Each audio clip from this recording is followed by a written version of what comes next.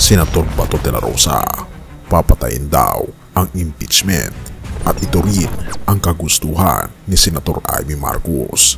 Pero isang malaking bagyo ang hindi nila inaasahan at paparating na laban kay VP Sara at hindi ko rin akalaing mangyayari ito. Ang isang nakakagulat na bagyo ay pupulusok na. Halika, atin itong pag-usapan mga kaibigan. Protesters gathered in front of the Senate building to urge the upper chamber to fulfill its constitutional mandate of trying the impeachment case against Vice President Sara Duterte. Whether or not makakuha ako ng suporta ng majority, I am confident that I make a stand as far as this issue is concerned.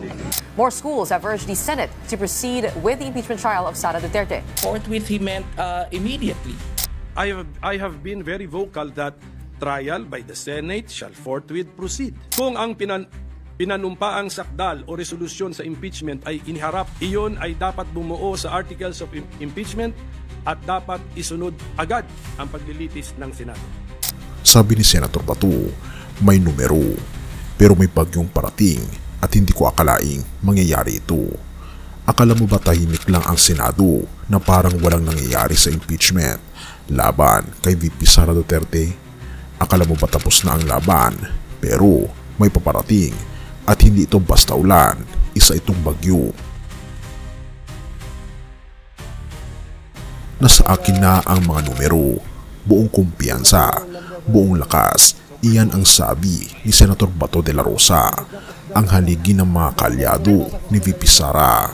Ayon sa kanya, kaya na niyang tapusin ang impeachment bago pa ito magsimula. Pero bakit pa raw pag-uusapan ng kaso kung maaari naman itong tapyasin sa simula pa lang? Bakit pa mag-aksaya ng oras kung tiwala ang mayorya sa kanya? Pero may mga hindi sang-ayon at dito nagkakaroon ng unti-unting pagpapakita ng pagsalungat, mga pingas sa pader. Habang buo ang tiwala ni Bato sa kanyang resolusyon, isang makapangyarihang tinig ang kumontra. Senator Coco Pimentel, hindi lang basta oposisyon, kundi pagtangkol ng saligang batas. Ang sabi niya, labag sa konstitusyon kung basta na lang tatapusin ang impeachment. May proseso, may karapatang marinig ang mga ebidensya. Therefore, hindi ito basta usapin ng numero, usapin ito ng batas ng katarungan ng tiwala ng taong bayan. At ito pa, lumalakas na ang hangin, ang hinagpis ng simbahan at akademya. Habang sinisikap ni Bato at ni Amy Marcos na isara ang pintuan ng impeachment, isang matinding sigaw ang umalingaw-ngaw mula sa simbahan. Magpakita ng moral courage. Iyan ang panawagan ni Bishop Pagaforo ng Caritas Philippines. Hindi raw dapat tapalan ng teknikalidad ang isang prosesong mahalaga sa sambayanan. Hindi raw dapat ipagkait sa publiko ang karapatang makinig at magmasid.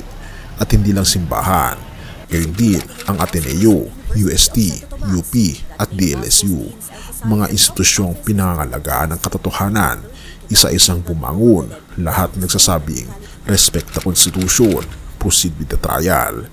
Pero ang Senado ay nanatili na nasa edge ng cliff, ready to jump but unsure where they will land. Katahimikang puno ng bagyong paparating. June 11, itinakdang araw ng pagbasa ng Articles of Impeachment, pero may isang lihim. June 13, ang signed adjournment. Pag lumagpas ito, mawawala ng bisa ang reklamo.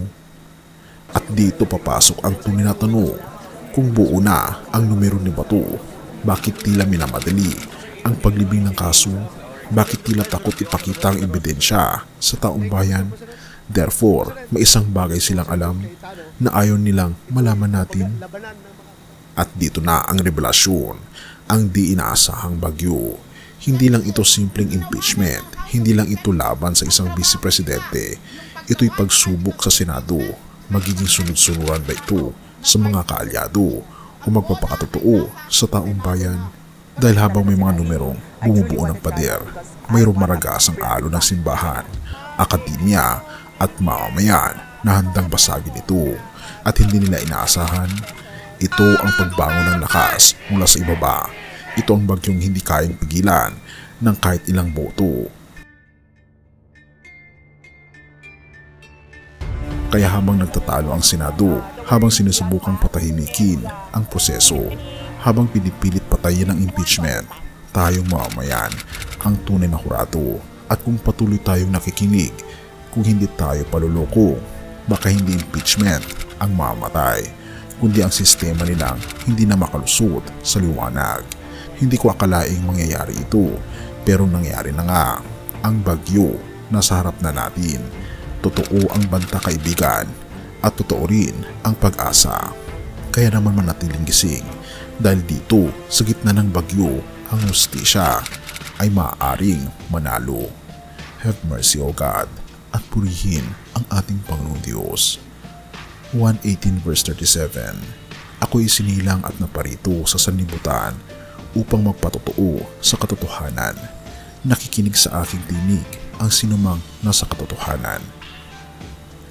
Kaibigan, sa gitna ng bulong-bulungan, pagtatakip at mga planong patahimikin ang proseso ng hustisya, nananatiling nakatayo ang ating Panginoon Hesus bilang saksi ng katotohanan, habang ang iba'y gumagawa ng paraan upang baluktutin ang batas, habang pinipilit pagtakpan ang dapat mailantad. Ipinaalala ng ating Panginoong Diyos na ang kanyang misyon ay hindi politika, kundi katotohanan. Sa kanyang harapan, walang itinatagong resolusyon, walang numbers game. Ang mahalaga sa kanya ay ang liwanag ng katotohanan na lumalaban sa dilim ng pansariling interes.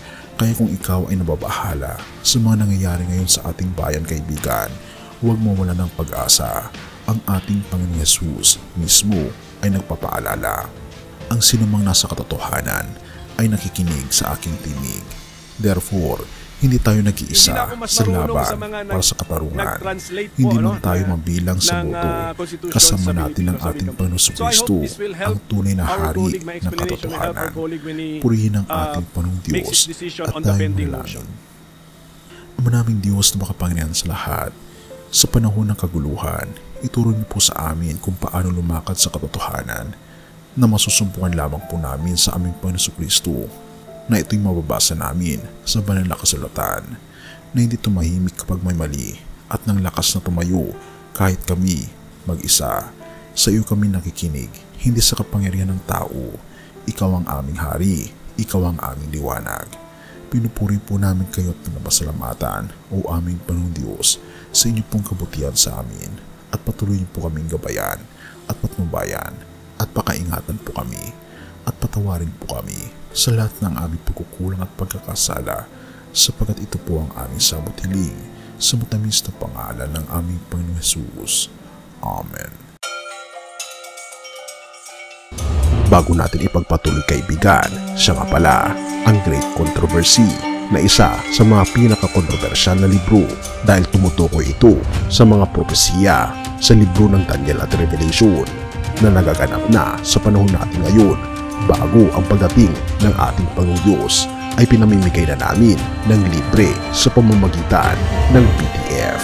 At ito ay nasa limited lamang na panahon, kaya i-click mo sa description sa baba upang ma-avail mo, kaibigan, ang napaka-importanteng libro ito na magbubukas sa iyo sa mas maliwanag mong hinaharap. Purihin ang ating Panginoong Diyos at tayo magpatuloy.